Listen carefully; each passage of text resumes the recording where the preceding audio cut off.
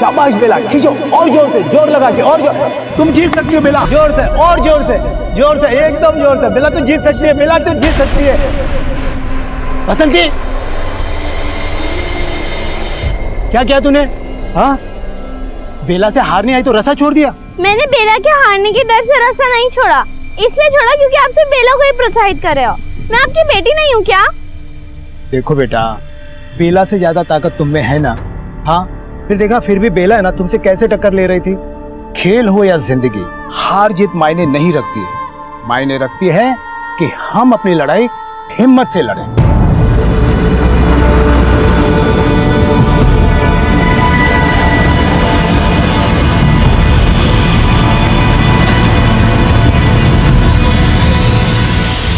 लीजिए, खाना खा लीजिए, आपको फिर दवाई भी लेनी है। मुझे भूख नहीं है। पापा, मैं जानती हूँ कि बसंती दीदी की शादी का कर्ज आप नहीं चुका पा रहे, लेकिन आप बिल्कुल चिंता मत कीजिए, सब कुछ ठीक हो जाएगा। लीजिए, थोड़ा सा खाना खा लीजिए। अरे तेरे रहते हुए मुझे किस बात की चिंता है? बैठो। तू भी खाना खा। हाँ। बल्लू, बल्लू, बल्लू, बल्लू, बल्लू, बल्लू, बल्लू। पापा, पापा, बल्लू, बल्लू।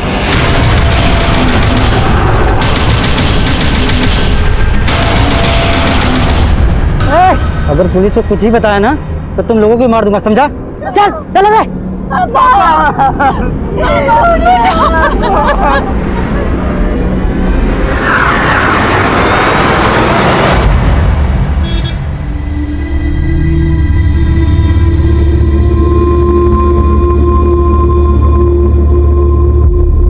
बेला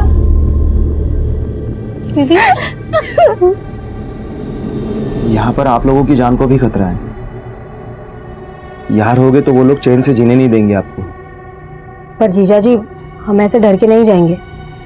हमें पापा को इंसाफ दिलाना है, और वैसे भी इस घर में उनकी बहुत सारी यादें हैं। हम ये घर छोड़कर नहीं जा सकते। ठीक है, जैसे आप लोगों की मर्जी, पर अब हमें जाना होगा। बसंती, चलने की तैयारी करो। मैं अभी नहीं जाना चाहती हूँ, माँ को मेरी जरूरत है। हाँ, लेकिन तुम्हें देखभाल की जरूरत है, और ऐसे माहौल में मैं तुम्हें यहाँ नहीं छोड़ सकता। जीजा जी, आप दीदी को तो साथ लेके जा रहे हैं, लाली को मेरे पास रहने दीजिए ना। ठीक है, चलो।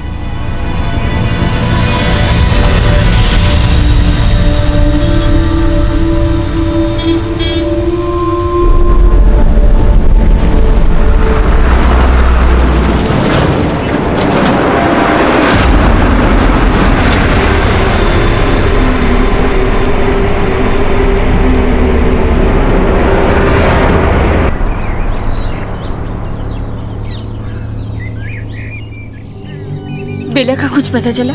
नहीं, मैंने बेला दीदी को पहले ही बोला था कि इन चक्करों में नहीं पड़े। उसने ना खुद के पैर पे कुल्हाड़ी मारी है। अबे, कम से कम ऐसे वक्त पे तो उसे मत कोस। जाना, पता करना। कहाँ से पता करूं? वो ना हमारी सुनती है ना जीजा जी की। वो अपनी मर्जी की मालिक है। अब उसके चक्करों में पड़ के मुझे अपना वक्त बर्बाद नहीं करना।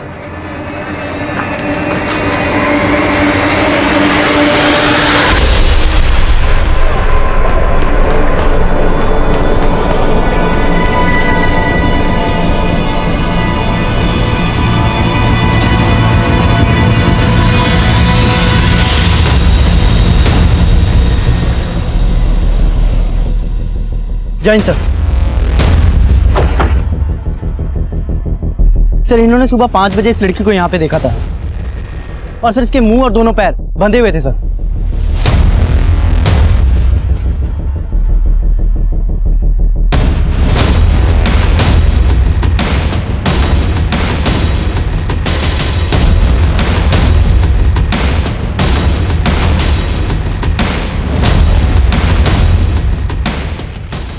लड़की इस रास्ते से खुद को खींचते हुए वहां लेकर गई।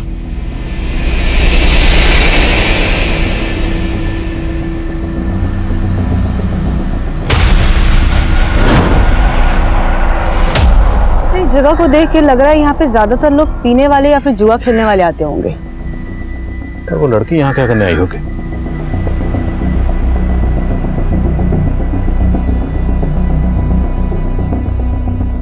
यहाँ से आगे ड्रैगिंग मार्क्स नहीं है।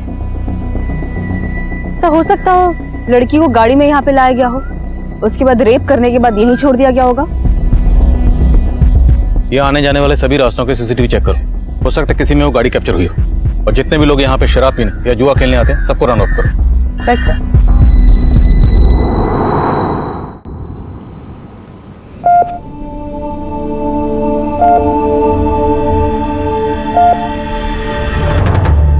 सर लड़की की कंडीशन बहुत ही ज्यादा क्रिटिकल है, उसके साथ गैंग रेप हुआ है। सर सिर्फ गैंग रेप ही नहीं बल्कि बहुत ब्रूटली उसको टॉर्चर भी किया गया है। उसकी बॉडी पर जगह जगह उसको ब्लेड से काटा गया है और उसी घाव पर लाल मिर्च का पाउडर डालकर उसको तड़पाया गया है।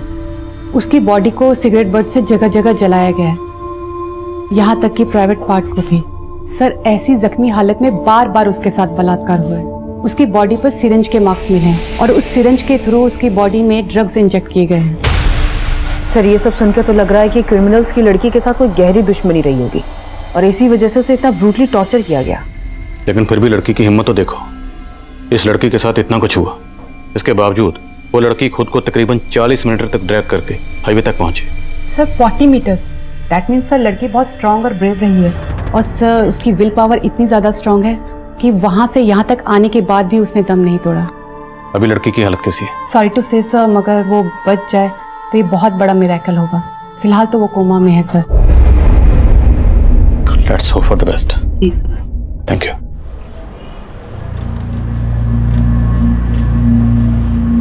सर ये रास्ता उसी एरिया की तरफ जाता है जहां पे हमें उस लड़की के ड्रैगिंग मार्क मिले और ये एसयूवी का नंबर अंधेरे की वजह से नजर नहीं आ रहा है, but sir I am sure इसी एसयूवी से उस लड़की को यहाँ पे डंप किया गया होगा क्योंकि 2 मिनट बाद ये एसयूवी इसी एरिया से निकलती हुई दिखाई दे रही है। अगर ये एसयूवी इस लड़की को डंप करने के लिए यूज हुई है तो शायद क्रिमिनल को लगा होगा कि लड़की मर गई, इसलिए वो इसको फेंक कर चले गए, क्योंकि इतना टॉर्चर करने के बाद वो इसे जिंदा रखने का रिस्क तो नहीं लेंगे। इस एसयूवी का ट्रेल फॉलो करो, यहाँ आने जाने वाले जितने भी रास्ते हैं जहाँ पर भी सीसीटीवी है सबकी फुटेज चेक करो, हो सकता है किसी सीसीटीवी में ये एसयूवी कैप्चर हुई। Okay sir. मैं कम सर। कम है सर गुड़गांव थाने में एक की नाम की औरत की कंप्लेंट फाइल हुई है सर। इसका फोटो उस लड़की से मैच करता है जो हमें मिली थी सर। बेला पे चोरी का इल्जाम किसी और ने नहीं बल्कि इसके पति गोकुल ने लगाया।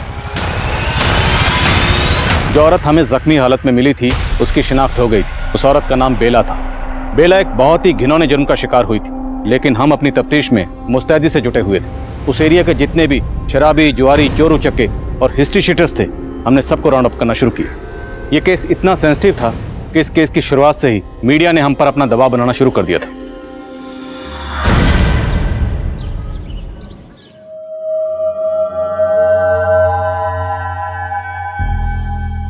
पापा, माँ ने आपको मना किया था ना दारू पीने, और फिर भी आप ए चुप, बढ़िया ही माँ वाली। तूने उसको मदद की ना जेवर और पैसे चुराने में।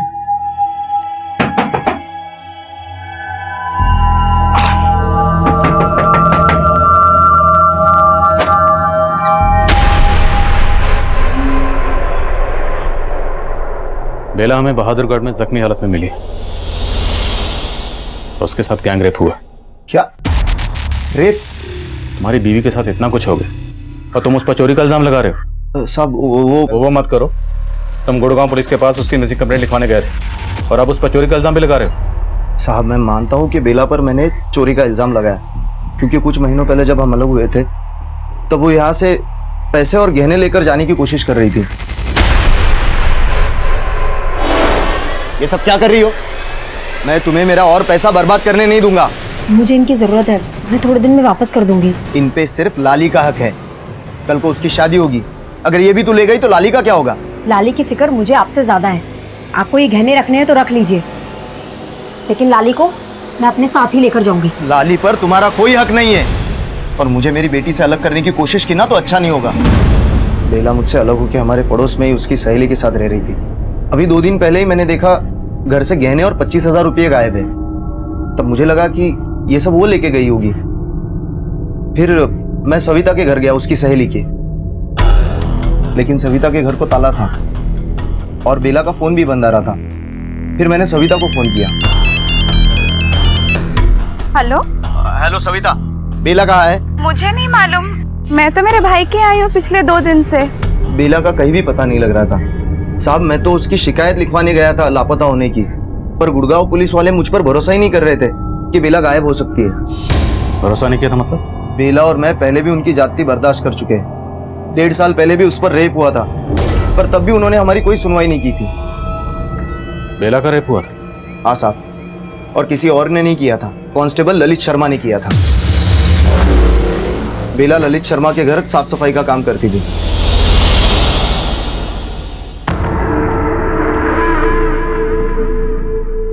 बेला माँ कहाँ है? जी वो बाहर गई है।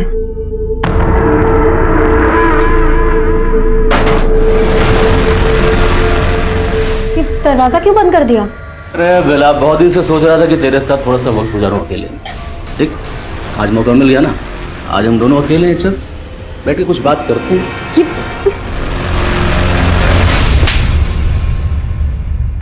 तेरी तूने मेरे ऊपर हाथ उठाया? बेला ने मुझे उस बारे में बताया तो हम पुलिस स्टेशन गए, लेकिन उन्होंने हमारी एफआईआर नहीं लिखी, हमें थाने से बाहर निकाल दिया। हम हिम्मत करके एसीपी साहब को मिले, उन्होंने हमारी एफआईआर तो लिखी, पर हम गरीबों को कहाँ इंसाफ मिलता है साहब। हम कुछ साबित नहीं कर पाए क्योंकि बेला की एफआईआर लिखने में देरी हो गई थी। लेकिन फिर बेला ने कहा कि हम हाईकोर्ट तक जाएंगे।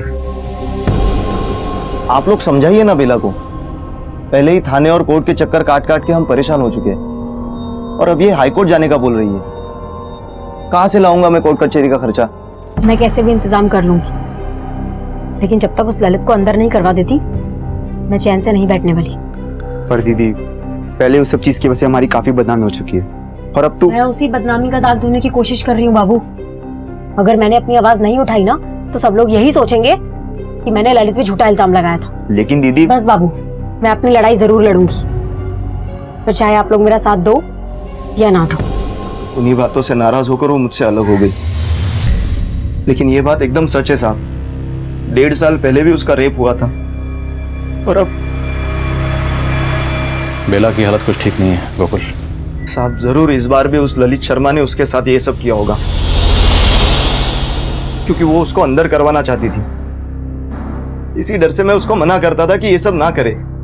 बेला अपनी जिस फ्रेंड सविता के साथ रहती थी उसका फोन नंबर और एड्रेस दीजिए। जी साहब।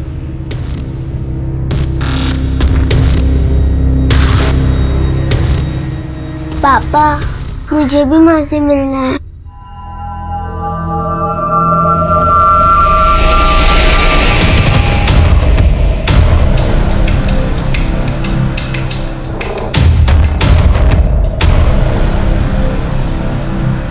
हाँ समय। सर, बेला अपनी जिस सहेली सविता के यहाँ रह रही थी उसके घर पे ताला लगा हुआ है, लेकिन सर मेरी सविता से बात हुई है, वो अभी अपने भाई के घर पे, और सर वो तब से वहाँ पे है जब से बेला गायब हुई थी। इन सब का हमारे केस से कोई ताल्लुक है? सर कुछ कह नहीं सकते, लेकिन बेला का भाई भी बहादुरगढ़ में ही रहता है। ठीक है, इनके बारे में सब कुछ पता करो, और जैसे कुछ पता चलता है मुझे तुरंत फोन करो। Okay sir. सर, गोकुल के पड़ोसियों से एक बहुत ही इंपॉर्टेंट बात पता चली है। बेला गोकुल की दूसरी बीवी थी। गोकुल की पहली बीवी बेला की बड़ी बहन बसंती थी। गोकुल ने बेला पर सिर्फ चोरी का इल्जाम लगाया, लेकिन जब हमने बेला के पति गोकुल को बेला के गैंग रेप के बारे में बताया तब गोकुल ने कांस्टेबल ललित शर्मा के केस का जिक्र किया। तमन, तुम बेला के घर वालों को मिलो और मैं कांस्टेबल ललित शर्मा को देखता हूं। Okay sir.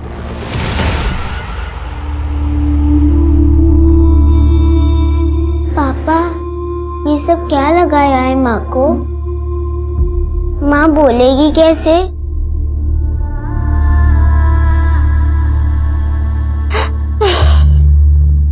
ये सब क्या हो गया? मैंने कितना समझाया था बेला को, लेकिन मेरी एक नहीं सुनी। उस ललित शर्मा ने उसके साथ फिर से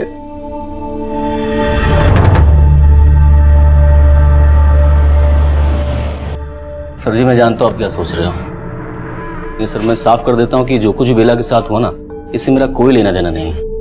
लेकिन बेला ने तुम पर रेप का इल्जाम लगाया था। सर झूठा आरोप लगाया था, और इस मामले में सीबीआई मुझे पहले क्लीन चिट दे चुकी है। लेकिन ये तो सच है ना कि बेला तुम्हारे घर में काम करती थी? हाँ सर, सच है, वो काम करती थी। तो एक मामूली सी काम करने वाली औरत तुम जैसे पुलिस वाले पर रेप का झूठा इल्जाम क्यों लगाएगी? सर वो मेरी माँ का बदला मुझसे ले रही थी। किस बात का बदला? सर जी मैं यहाँ अकेला रहता था, और जब मेरी माँ मेरे साथ रहने के लिए गांव से आई तो सर जी मेरी माँ को मालूम पड़ गया कि बेला दूसरी जात की है।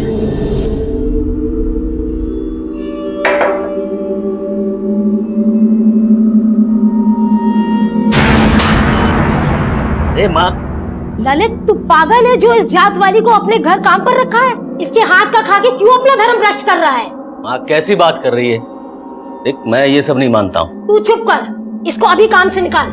पूरा घर अशुद्ध करके रख दिया है। सर जी मैं मानता हूँ कि मेरी माँ थोड़ी पुराने ख्यालात की है, लेकिन बेला ने भी इस बात को दिल पे ले लिया और मुझ पे रेप का झूठा इल्जाम लगा दिया, और इसी वजह से मैं 1 साल तक सस्पेंड रहा। बेला का पहले रेप किया गया, फिर पूरी तरह से टॉर्चर किया गया। बहुत ब्रूटल रेप है, और उसकी हालत को देख के लगता है जैसे किसी ने कोई बहुत पुरानी नफरत निकाली उससे।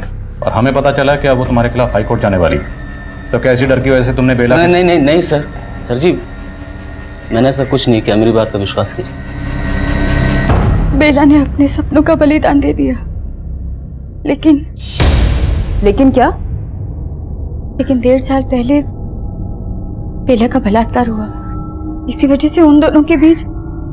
लेकिन गोकुल जी ने उसका साथ भी नहीं छोड़ा, बेला को न्याय भी नहीं मिला। कुसुम जी, गोकुल से अलग होने के बाद बेला आप लोगों के साथ भी तो रह सकती थी। ऐसी क्या वजह थी कि वो आप लोगों के होते हुए भी अपनी सहेली सविता के साथ रह रही थी? छोटे भाई ने 2 बातें क्या कह दी, वो नाराज हो गई। दीदी ये इंसाफ की रट लगाने से कुछ नहीं मिलने वाला। अरे गनीमत समझो कि इतना कुछ होने के बावजूद भी जीजा जी ने तेरा साथ दिया, और अब तुमसे अलग हो रही है। तो मैं ये कैसे बर्दाश्त कर लूं कि मेरा बलात्कार करने वाला इंसान खुला घूम रहा है? बस करो। अरे इन सब से कुछ हासिल नहीं होने वाला। पहले हमारे खानदान की इतनी बदनामी हो चुकी है, और अब तू उनसे अलग होकर यहाँ आ जाएगी तो लोग। तो तुझे लोगों की फिक्र है, अपनी दीदी की नहीं? तुझे परेशानी है ना, तो मैं इस घर में आके नहीं रहूंगी। बेला और गोकुल के बीच में लाली को लेकर झगड़े चल रहे थे। यहाँ बेला के साथ इतना कुछ हो गया और गोकुल उस पर चोरी का इल्जाम लगा रहा था। ये बात जानकर तो मुझे भी बहुत बड़ी हैरानी। जब गोकुल जी से फोन पर बात हुई तब पता चला कि उनको तो यही लगता है कि बेला हमारे साथ रहती है। माँ जी बेला ने ये अच्छा नहीं किया, वो मेरे घर से पैसे और गहने चुरा कर ले गई है। गोकुल जी आपको बहुत बड़ी गलतफहमी हुई है, बेला ऐसे कर ही नहीं सकती। अरे उसके सर पे भूत सवार है ना इंसाफ का, और उस चक्कर में वो मेरी सारी कमाई कोर्ट कचहरी में बर्बाद करना चाहती है। लेकिन मुझे मेरा पैसा वापस चाहिए। तभी मुझे पता चला कि बेला गायब है। मैंने बाबू से कहा कि वो जाकर उसे ढूंढे, लेकिन मुझे नहीं पता था कि उसके साथ इतना बुरा हो गया होगा।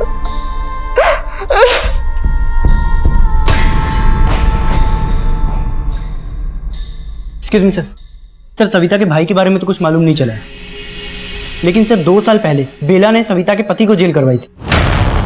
लेकिन बेला तो सविता के घर पर ही रह रही थी। ये सविता कहाँ है अभी? सर वो अपने गुड़गांव वाले घर पे।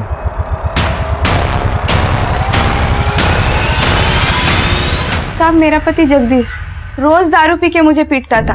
बेला की वजह से ही मेरा पीछा छूटा उससे। जबान लड़ाती है तू। तेरे को सुनाई नहीं देता? पीछे हट, हाथ नहीं लगाने का। ए तू होती कौन है मियां बीवी के झगड़े के बीच में बोलने वाली? बहुत मत लगा उसको, समझा ना? साहब फिर बेला ने पुलिस को बुलाया और जगदीश को पुलिस वाले लेकर चले गए। लेकिन हमारी बस्ती में मेरे जैसी बहुत सारी औरतें हैं जिसके पति रोज रात को दारू पी के मारते हैं, और बेला ने हम सबको एकजुट किया। हमें अपने आत्मसम्मान की रक्षा खुद करनी है।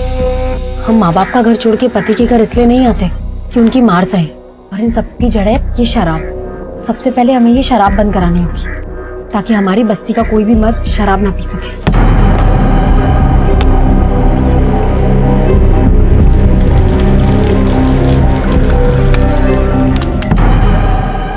लेकिन उसके पति गोकुल का कहना है कि बेला उसके घर से चोरी करके भागी थी। साहब झूठ बोल रहा है वो। बेला ऐसा कर ही नहीं सकती है।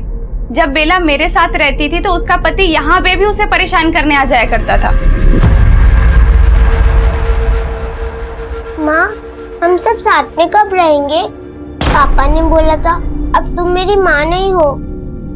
बेटा तू बिल्कुल चिंता मत कर, मैं बहुत जल्दी ना तुम्हें अपने पास ले आऊंगी। सपने देखना बंद कर दे तू। और तुमसे कहा था ना यहाँ मत आया करो। और तू मेरी बेटी को भड़काना बंद कर दे। चल बेटा।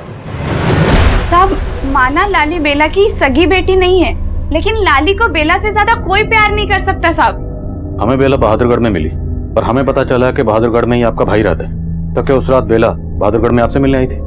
नहीं साहब, मैंने बेला को आखिरी बार यहीं गुड़गांव में देखा था। सविता, हाँ मैं निकलती हूँ, मुझे आने में देर हो जाएगी। अच्छा सुनना, चाबी लेते हुए जा, मेरे भाई की तबीयत ठीक नहीं, मुझे उसके घर जाना पड़ेगा। ठीक है, चल मैं निकलती हूँ। हाँ। बेला बहादुरगढ़ में किससे मिलने गई होगी, आपको कुछ अंदाजा है? नहीं साहब, मुझे इस बात का कोई अंदाजा नहीं है।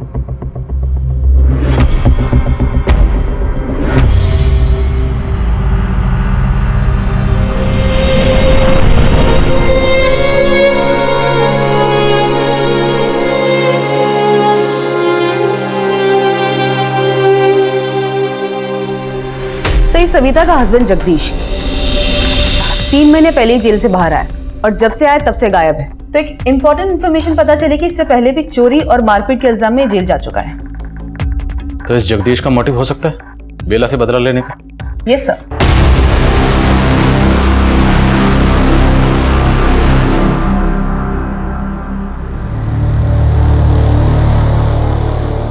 इस जगदीश के लिए लुकआउट नोटिस जारी करो। और कांस्टेबल ललित शर्मा के खिलाफ कुछ मिला? यस सर, कांस्टेबल ललित के बारे में पता किया। तो ये सच है कि कांस्टेबल ललित काफी टाइम से गुड़गांव में पोस्टेड है और बेला के साथ जो कुछ भी हुआ वो बहादुरगढ़ में हुआ। तो पॉसिबल है कांस्टेबल ललित शर्मा ने ये सब कुछ किसी और से करवाया, खुद ना करके किसी और को इस्तेमाल किया, शायद जगदीश को। मैं कम इन सर, बेला के कॉल रिकॉर्ड्स आ गए हैं। बेला का फोन 16 मार्च को बहादुरगढ़ में ही बंद हुआ था। और हमें बेला मिली 18 मार्च को बहादुरगढ़। उसके कॉल रिकॉर्ड्स में बहादुरगढ़ का कोई नंबर? नहीं सर, उसके कॉल रिकॉर्ड्स में बहादुरगढ़ का तो कोई नंबर नहीं है, लेकिन सर उसको लास्ट कॉल जिज्ञासा नाम की एक लड़की ने किया था। और सर ये जिज्ञासा एनजीओ के लिए काम करती है। एनजीओ? समान मिलो इस जिज्ञासा से। Right sir. एसयूवी की कोई लीड? सर वो एसयूवी एक दूसरे सीसीटीवी फुटेज में कैप्चर हुई है, लेकिन सर उसमें भी उसका नंबर साफ नहीं दिखाई दे रहा। तो और फुटेज चेक करो। हमारे लिए मुजरिमों तक जल्द से जल्द पहुंचना जरूरी है। और बेला से जितने भी लोग जुड़े हुए हैं सबके कॉल रिकॉर्ड्स निकलो। मुजरिम किसी से भी कनेक्टेड हो सकते हैं। Okay sir.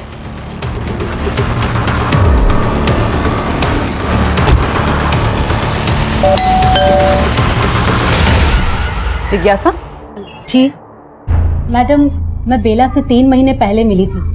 मुझे पता चला था कि उसने कांस्टेबल ललित के खिलाफ रेप केस फाइल किया था और मैं उसकी मदद करना चाहती थी। देखो बेला, मैं जानती हूँ तुम ललित के खिलाफ आरोप साबित नहीं कर पाई। तुम चाहो तो हाई कोर्ट में उसके खिलाफ केस कर सकती हो। उसमें तो बहुत पैसे खर्च हो जाएंगे, इतने पैसे तो नहीं है मेरे पास। उसकी चिंता तुम मत करो, तुम्हारे केस के खर्चे के लिए मैं अपने एनजीओ में बात कर रही हूँ। तो तुम्हारी एनजीओ ऐसे केस में इंटरेस्ट क्यों ले रही थी जिसमें क्राइम ब्रांच ने भी कांस्टेबल ललित को क्लीन चिट दे दी थी? मैडम, मुझे बेला पर पूरा भरोसा था। इनफैक्ट जब मैं उसकी मदद कर रही थी तो मुझे थ्रेट मिल रहे थे। ओ मैडम, उस बेला की मदद की ना तो तेरी मदद करने वाला कोई नहीं बचेगा। कौन था वो?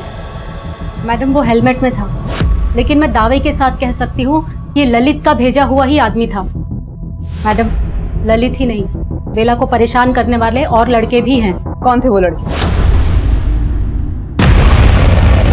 अरे रेप क्वीन, चलती है क्या 500 में 2 घंटा?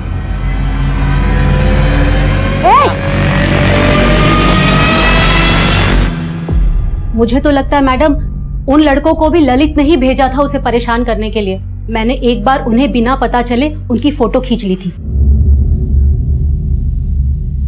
मैं इनके खिलाफ भी जाना चाहती थी, लेकिन तभी बेला के साथ ये सब हो गया।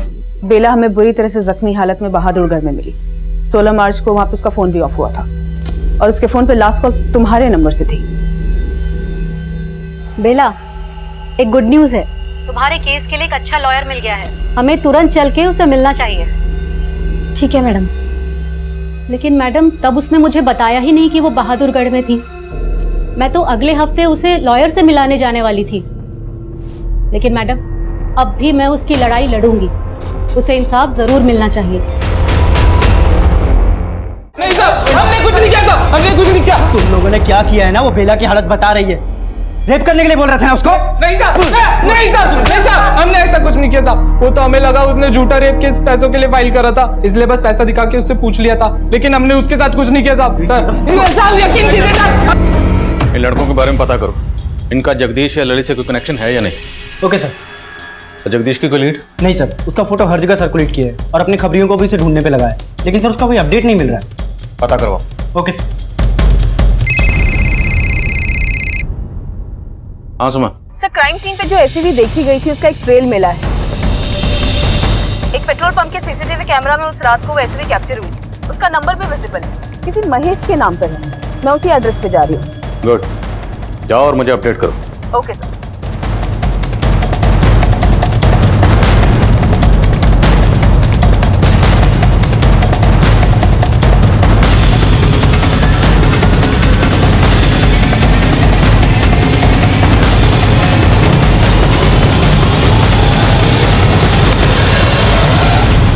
महेश आपका नाम है?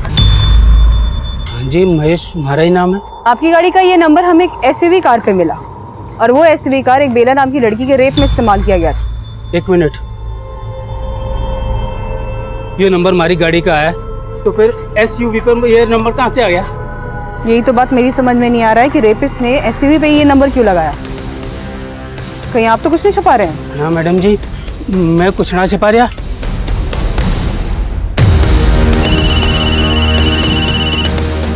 Yes sir. इस महेश का बेला या उससे जुड़े लोगों से कोई कनेक्शन? सर, अभी तक ऐसा कुछ मिला तो नहीं है, लेकिन फिर भी मैं चेक करती हूँ। और ये भी चेक करो, इस महेश की किसी से कोई दुश्मनी तो नहीं, जिसे फंसाने की कोशिश कर रहा? ओके सर, मैं देखती हूँ।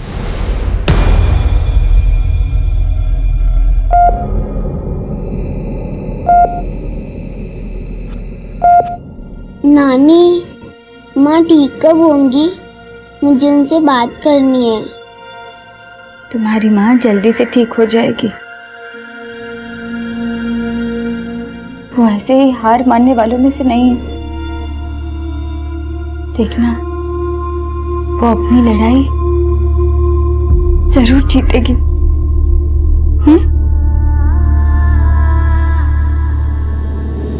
सर, उस महेश के बैकग्राउंड में ऐसा कुछ भी नहीं मिला जो क्रिमिनल की लीड दे, और ऐसा भी कोई क्लू नहीं मिल रहा है जिससे ये पता चले कि बेला उस रात को बहादुरगढ़ में क्यों गई थी। ये सविता भी तो उस रात बहादुरगढ़ में थी अपने भाई के घर पर, और सविता के पति जगदीश का बेला से इशू भी था।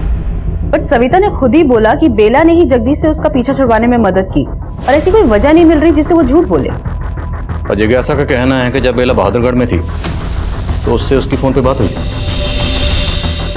यस सर, और जिज्ञासा की बातों से ये लग रहा है कि जब लास्ट टाइम उसकी बेला से बात हुई थी तब वो एकदम सही सलामत थी। तो बेला उस रात बहादुरगढ़ में क्यों गई होगी, कहाँ गई होगी? सर, एक और बात है जो खटक रही है। बेला के पति गोकुल ने ये बोला था कि बेला घर से पैसे और गहने चुरा कर भागी थी, और अभी तक हमने बेला के बारे में जो कुछ भी जाना है उसे लगता तो नहीं है कि वो ऐसा कुछ करेगी। तो तुम कहना चाहती हो कि बेला के पति गोकुल झूठ बोल रहे? चोरी का इल्जाम तो ठीक है, लेकिन खुद की पत्नी को इतना टॉर्चर, इतनी बुरी हालत?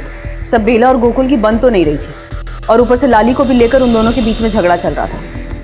तो ऐसा हो सकता है कि ऐसी कोई वजह हो जो अभी तक हमारे सामने नहीं आई है। तो इन दोनों के बेटी लाली से मिलते हैं, शायद नफरत की वजह सामने है। लाली बेटा, आपने अपनी माँ को आखिरी बार कब देखा था? डरो मत, बोलो। काफी दिन पहले। काफी दिन पहले मतलब क्या उस दिन 16 मार्च थी? कुछ याद है आपको? अच्छा, जब आपने अपनी माँ को आखिरी बार देखा था, क्या उस दिन आपकी माँ का और पापा का आपस में झगड़ा हुआ था? वो दोनों का हमेशा झगड़ा होता था। किस बात को लेकर झगड़ा होता था? इतनी छोटी बच्ची के सामने शराब पीते हुए आपको शर्म नहीं आती? लाली को मैं एक पल भी यहाँ रुकने नहीं दूंगी। चल लाली यहाँ से। फिर पापा ने माँ को बहुत मारा और घर से बाहर लेके गए। साहब, वो सब तो पुरानी बातें हैं। तेरे जख्म भी काफी पुराने लगते हैं। अब तो बोलेगा या तुझे नए जख्म दे? बोल, बेला के साथ क्या किया तूने? नहीं साहब, मैंने कुछ नहीं किया उसके साथ, और उस दिन तो मैं नशे में था। हाँ, माना कि मैंने उसका साथ छोड़ दिया, पर उसकी लड़ाई लड़ने में सबसे पहले मैं उसके साथ खड़ा था, और उसके साथ ऐसा करने का मैं सपने में भी नहीं सोच सकता साहब। बेला किसी अपने की नफरत का शिकार हुई थी या किसी गैर की, यह तय कर पाना आसान नहीं था। हालांकि कांस्टेबल ललित शर्मा इस केस का स्ट्रॉन्ग सस्पेक्ट था, लेकिन उसके खिलाफ हमें कुछ नहीं मिला। तभी हमने खबरियों की मदद से सविता के पति जगदीश को हिरासत में लिया।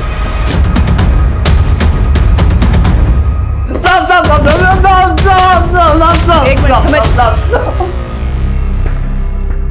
चल बोल। मैडम मैं मानता हूँ कि उसने मुझे अंदर करवाया, लेकिन आप मेरा विश्वास कीजिए, मैंने कुछ नहीं किया मैडम। जगदीश एक ऐसा मुजरिम था जिससे सच उगलवाना आसान नहीं था। पर तभी हमें इस केस का एक और पहलू पता चला। बेला के हादसे से कई साल पहले बेला के पिता केदारनाथ का कत्ल हुआ था और वो केस भी अब तक अनसॉल्व था। मैडम मेरे पापा ने बसंती दीदी की शादी के लिए एक साहूकार से कर्जा लिया था, पर वो उस कर्जे को चुका नहीं पा रहे थे। हमें तो शक था कि जिन लोगों ने मेरे पापा को मारा है वो उसी के आदमी होंगे, पर उसके खिलाफ कुछ साबित नहीं हो पाया। बेला के भाई बाबू के बयान की बुनियाद पर हमने केदारनाथ मर्डर केस को बारीकी से स्टडी किया और उससे हमें कुछ नहीं मिला। दरअसल उस वक्त मुजरिमों ने जिस एसयूवी का इस्तेमाल किया था, उस एसयूवी के अलावा हमारे पास और कोई लीड नहीं। और एसयूवी पर जिस महेश नाम के शख्स की गाड़ी का नंबर इस्तेमाल हुआ था, उस महेश की बैकग्राउंड में भी हमें ऐसी कोई बात पता नहीं चली जिससे हमें इस केस में कोई लीड मिल पाती। अब हमें यही लग रहा था कि बेला का बयान ही इस केस पर रोशनी डाल सकता है, लेकिन बेला की हालत दिन ब दिन इतनी नाजुक होती जा रही थी कि उसके बयान देने की दूर दूर तक कोई गुंजाइश नजर नहीं आ रही थी। लेकिन तभी इस केस में कुछ ऐसा हुआ जिसके बारे में हमने सोचा भी नहीं।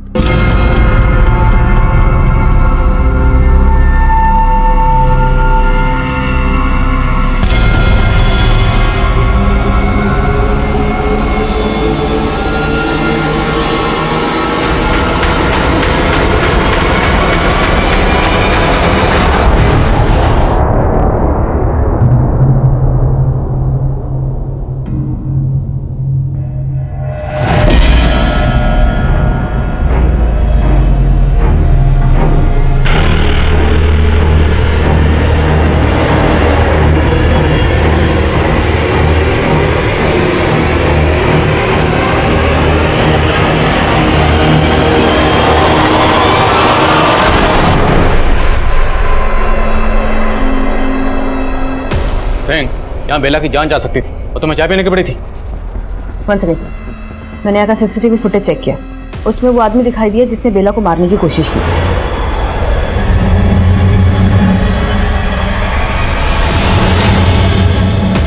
सर ये लड़का, इसने वार्ड बॉय के कपड़े जरूर पहने हैं, लेकिन ये हमारे यहाँ काम नहीं करता। पॉज करो।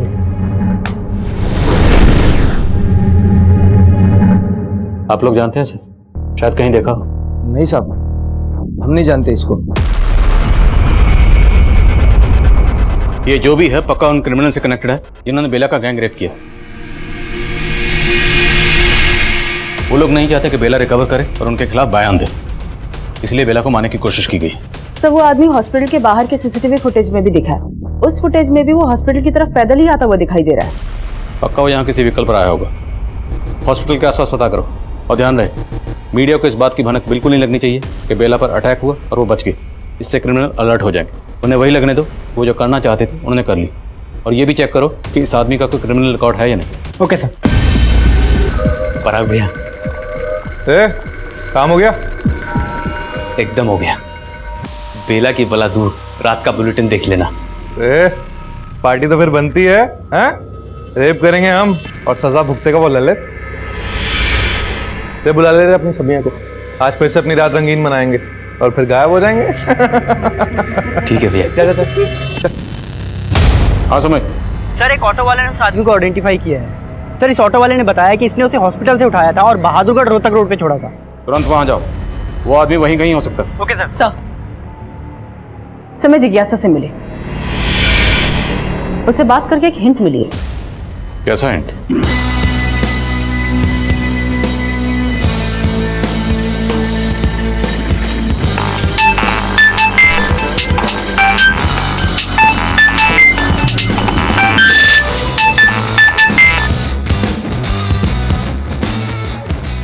हेलो,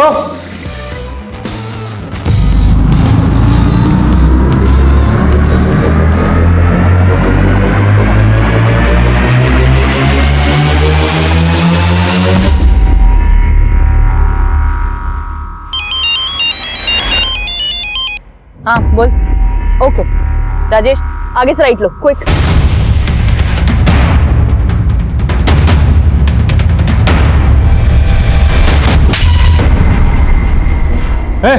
चल। तू तो कहता वो लड़की मर गई है, क्या जिंदा है वो? तो फिर अब क्या करेंगे? अब क्या करेंगे? अब विश्वा को हमारे लिए कुर्बानी देनी पड़ेगी। क्यों? मरेगा ना हमारे लिए, मरेगा ना?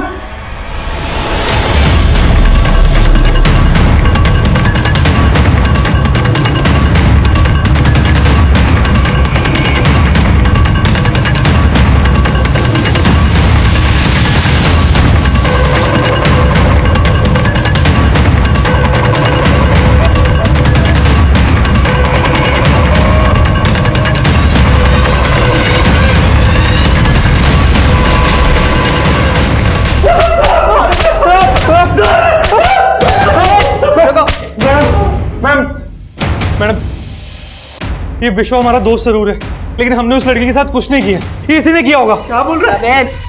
तुम्हें पता चल गया कि तुम लोग सिर्फ 3 नहीं थे, तुम लोग साथ एक चौथी भी थी। समय जिज्ञासा से मिली, उसे बात करके एक हिंट मिली। कैसा हिंट? जिज्ञासा ने पहले ये बोला था कि जिस आदमी ने उसे लाइफ थ्रेट दिया था वो हेलमेट में था। ओ मैडम, उस बेला की मदद की ना तो तेरी मदद करने वाला कोई नहीं बचेगा। इसीलिए उसका चेहरा नहीं देख पाई और इस वजह से उसने स्केच बनवाने से भी मना कर दिया। अच्छा, जब अभी मैंने जिज्ञासा को उस आदमी की फोटो दिखाई जो हमें हॉस्पिटल के सीसीटीवी में मिला, जिज्ञासा तुमने मुझे एक बार बताया था कि किसने तुम्हें लाइफ थ्रेट दिया था, तो क्या वो आदमी यही है, ये वाला? शायद हाँ मैडम, ये वही आदमी है। तो पहले तो सर वो उसको देख के चौंक गई और फिर बाद में उसने एकदम कंफर्मेशन के साथ कहा कि हाँ ये वही आदमी है जिसने मुझे धमकी दी थी। तेरे ऊपर शक होते ही हमने तेरा फोन सर्विलेंस पे डाल दिया था, और जैसे ही तूने पराग को फोन किया तो पकड़ी गई। हेलो, बेला बच गई बेवकूफ, लेकिन अब अगर विश्वा बच गया तो हम दोनों मरेंगे। तू तो बोल रही थी कि तू बेला की मदद कर रही थी, तूने ही बेला के साथ ये सब किया? हाँ, मैंने ही बेला के साथ ये सब करवाया और मैं कोई उसकी मदद करने के लिए उससे नहीं मिली थी। मैं तो उसकी मजबूरी से अपना फायदा उठाना चाहती थी। देखो बेला, मैं जानती हूँ ललित पर तुम आरोप साबित नहीं कर पाई। तुम चाहो तो हाई कोर्ट में उसके खिलाफ केस कर सकती हो। लेकिन मैडम, हाई कोर्ट, उसमें तो बहुत पैसे खर्च हो जाएंगे। इतने पैसे तो नहीं है मेरे पास। तुम्हारे केस के खर्चे के लिए मैं अपने एनजीओ में बात कर रही हूँ। वो इस केस का 70% खर्चा उठा लेंगे, लेकिन बाकी पैसों का इंतजाम तुम्हें खुद करना होगा।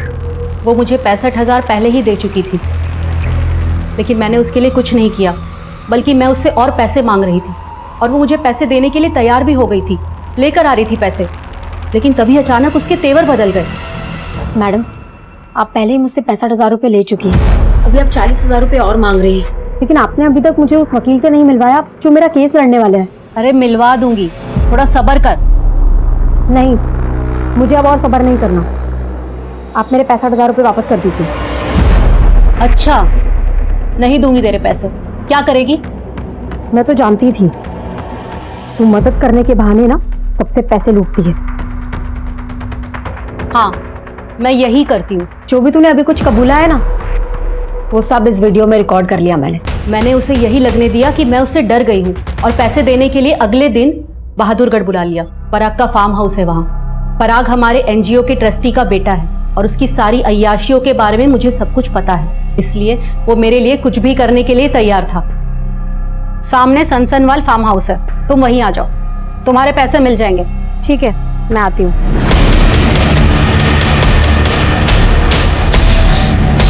हमें लगा कि वो मर गई है, इसीलिए हमने उस रात उसे वहां पे फेंक कर चले गए, लेकिन बाद में मालूम पड़ा कि वो जिंदा है। और उसके बाद तुम लोगों ने उसे मारने की कोशिश की, लेकिन अब तुम तीनों हमसे नहीं बचने वाले। उठो इसे। खुद एक औरत होते हुए दूसरी औरत को जहन्नम में धकेल दिया, सिर्फ इसलिए क्योंकि वो तुमसे अपना हक मांग रही थी, और ये सब करके तुम उसे उसकी औकात दिखाना चाहती थी। तुझे तेरी औकात हम दिखाएंगे इस जेल में। बेला के मुजरिमों को तो हमने सलाखों के पीछे पहुंचा दिया, लेकिन बेला अब भी जिंदगी और मौत की लड़ाई लड़ रही थी। जैसे वो हमेशा अपने हक के लिए लड़ती आई थी। और डॉक्टर्स के मुताबिक बेला का यही जज्बा, यही विल पावर उसके जिंदा रहने की वजह बनी थी। लेकिन शायद बेला से एक चूक हुई थी। बेला को बहुत पहले इस बात का एहसास हो गया था कि जिज्ञासा उसके साथ फरेब कर सकती है, इसलिए बेला ने उसके खिलाफ सबूत भी जुटा लिए थे। लेकिन इसके बाद भी बेला पुलिस के पास मदद मांगने नहीं गई। क्यों? जब बेला ने कांस्टेबल ललित शर्मा पर रेप का इल्जाम लगाया था, उस वक्त पुलिस ने बेला की कोई मदद नहीं की थी। तो क्या इसी वजह से बेला का पुलिस पर से भरोसा उठ गया था? ये तय कर पाना हमेशा मुश्किल होगा, क्योंकि ललित शर्मा केस अभी भी अनसॉल्व्ड है। लेकिन बेला का भाई बाबू बेला की अधूरी लड़ाई लड़ने की कोशिश कर रहा है। अब मैं आदिल खान आपसे इजाजत लेता हूं। आपसे फिर मुलाकात होगी एक और नए केस के साथ। तब तक देखते रहिए क्राइम पेट्रोल दस्तक। मकसद बताना नहीं, बचाना है।